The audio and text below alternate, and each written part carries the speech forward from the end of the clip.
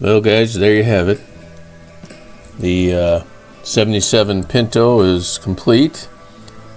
As you see, I put it in the spray booth and painted up some parts, and it looks close but not exact to the 72 Pinto that I learned how to drive a stick shift in. It came out decent. However, the actual fitment on the kit was just a nightmare. As you can see, the front end sits very high.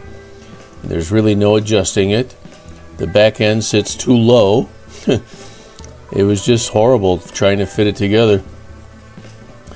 I really hated cutting up a new kit like that. It's my first attempt at doing a weathered type of vehicle. It just broke my heart to cut into it, but you know, the fitment was so bad on this anyway, I don't feel bad about it anymore. So there you go, guys. Still some things to be done on this one, but for now we'll call it done. It's a good little kit. I mean, a good little build, and we'll just put it up on the shelf. It actually looks better on camera than it does in person.